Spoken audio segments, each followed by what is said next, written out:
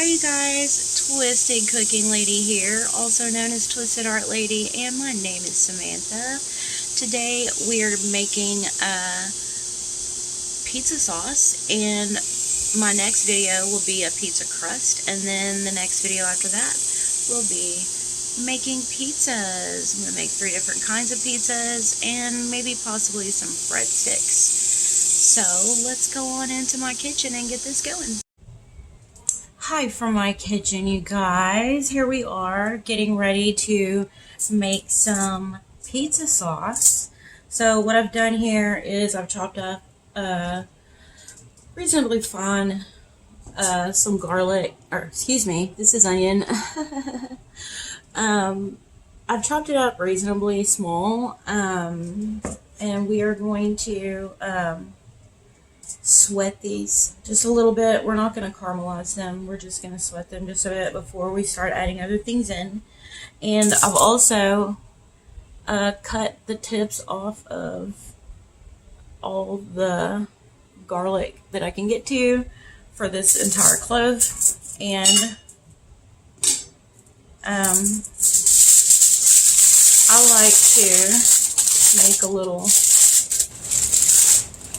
ball around it by basically just pushing it down into my hand like this, and then I give it a good drizzle with olive oil,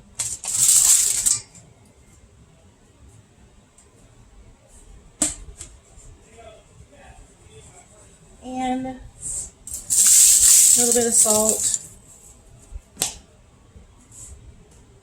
and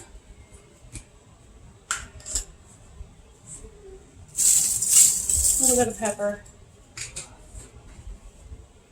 Seasoning it is optional, but I do. And then I just kind of close it up so this can steam in this little pouch that I just made. And we're going to roast the garlic. So you're going to need to preheat. You're going to need to preheat your oven to 350. And once that's preheated, you can put the garlic in there for about 20 minutes or so, and it will roast up nicely. I am going to put this into a small pan just to make sure none of the oils, leak out into my oven. And meanwhile, while that's happening, we're going to go on ahead and get these started sweating at the same time. And then I will come back and show you how I start putting the sauce together. Alrighty, I am back, you guys. I have roasted my garlic and I have sweated my onions nicely. They're nice and translucent. So what you do after you roast your garlic, you should smell this. I wish you could smell this. You guys, roast your garlic for your sauces. It is just so delicious. All you do now is just squeeze it all out. You know what? Let me get my cutting board.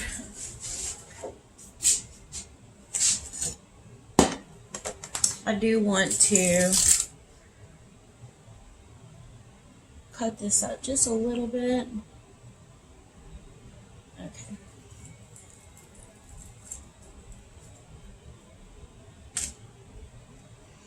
So you just squeeze it out after you roast it, and it squeezes right out. It kind of is like a paste at this point. And you make sure and squeeze, squeeze, squeeze until you get all of that. There we go. The flavor of, it's all over me now. The flavor of roasted garlic is much more mild than like raw garlic or even just sauteed garlic. Let me wash my hands real quick. I'll be right back. Alright, I'm just going to use my knife that I was already using for the onion and garlic. And what I'm going to do is smush it first, because roasted garlic makes a wonderful paste. And this will help it to blend really nicely into the sauce. which I am going to use my immersible blender at the end and make the sauce a bit smoother. There we go. I don't even need to cut this. I just wanted to make sure it was meshed up good. And then we can put this in here. Let me move this out of the way. So this will slip into here nicely now. And that will stir right into the sauce so beautifully. And it will have amazing flavor. I wish you could smell it truly. Let me put this away. Put it right here. The next thing we need is just tomato sauce, and this is a 15-ounce can. Let me pop this top here.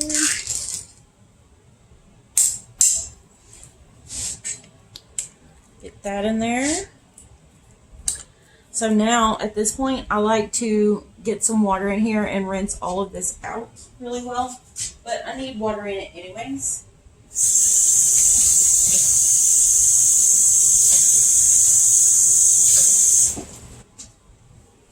I like to put just about a whole can of water because we're going to simmer this for a little while. And it's going to lose a bit of that water.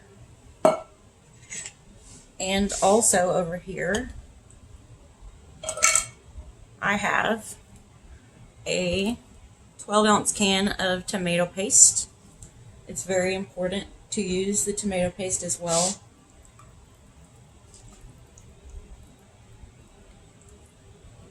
Alright, let's get this guy in here.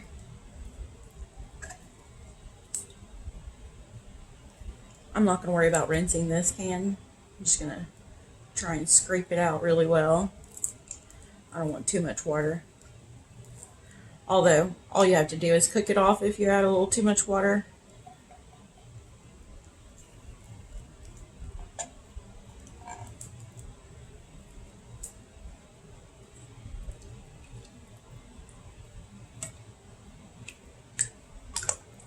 So I've already salted this, but I am going to salt it just a little bit more because the tomatoes need the salt.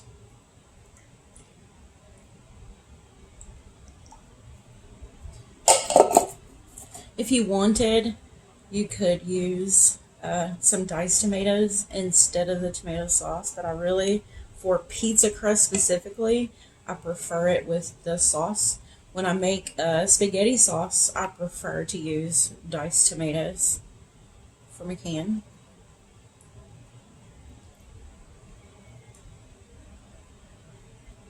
There we go. That's mostly stirred in. Alright, now to this. This is a 1/4 cup of sugar.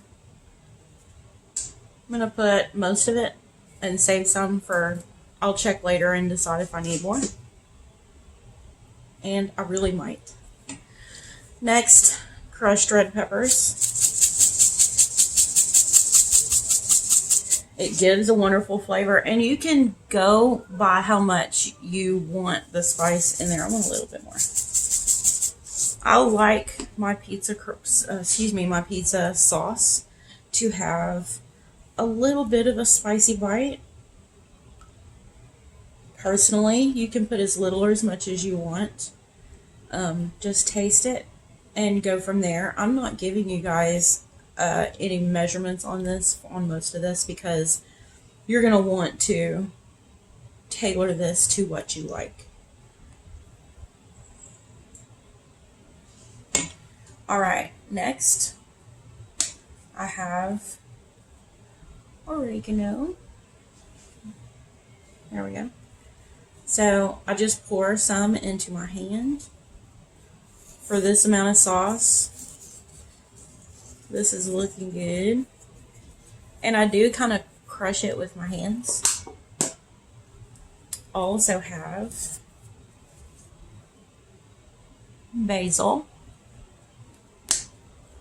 think is also pretty important. Now, if you don't like any of these flavors, you can do what you want. I actually have some fresh basil outside, but I didn't go get any. So I'm just using the dried. It's okay. Fresh basil, though. So if I were to use fresh basil, I would not put it in right now. I would wait until the end to put it in after I turn the stove off, so that it will keep its nice freshness. And another time, I will show you how I chop the basil for that. Next, excuse me, I'm going to add just a little bit of extra salt, and I will probably end up adding just a little bit more salt as it cooks. Let me get a whisk and see if I can stir this up, that tomato paste up just a little bit better.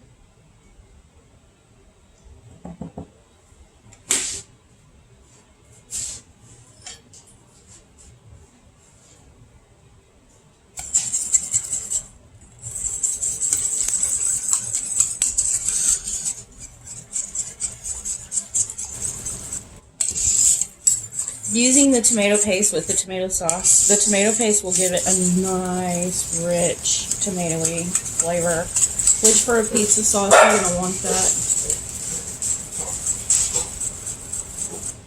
I'm not sure what my dogs are barking at. I'm sorry about the noise. I'll be right back. Okay, I'm back. I am terribly sorry about that. I have no idea what she was barking at. No one is on my porch. No one is in my yard.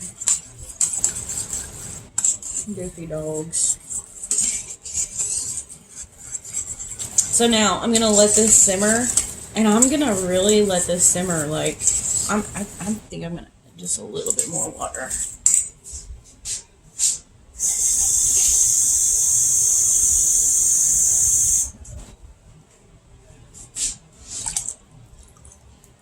Just so it doesn't dry out while it simmers. All right, so we're going to put this on the stove, about medium heat, and let this simmer for a good, hour.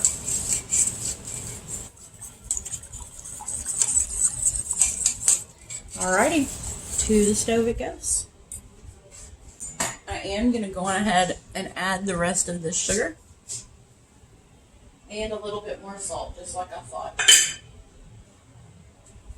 Just a little bit more.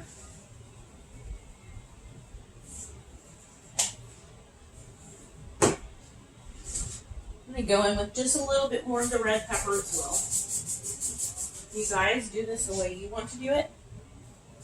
Season a little bit as you go. And you will get the flavor great. I would season, if you're going to put extra seasoning in, I would wait until a little bit closer to the end, just to make sure when the sauce tightens up and evaporates some of the liquid, the flavor will intensify just a little bit. So I would suggest waiting until closer to the end to add extra seasonings and whatnot if you need extra seasonings. So I am going to let this simmer for about an hour, and I will come back. I will bring you back and let you see what that looks like. Alrighty, I am back, and as you can see, it has cooked.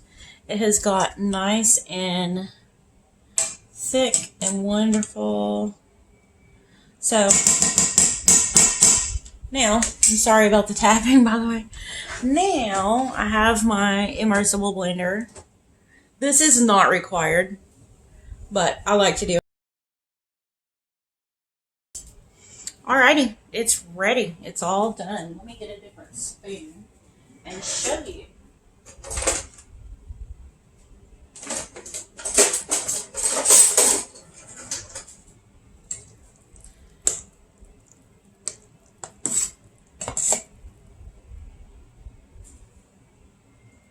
It's kind of wonderful. Let's give it a taste test.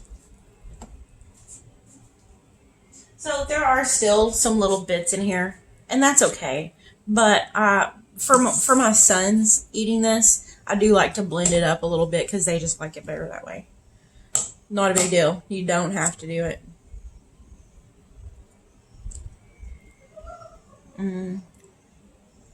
That is wonderful. Alright, you guys. That is it for today's video.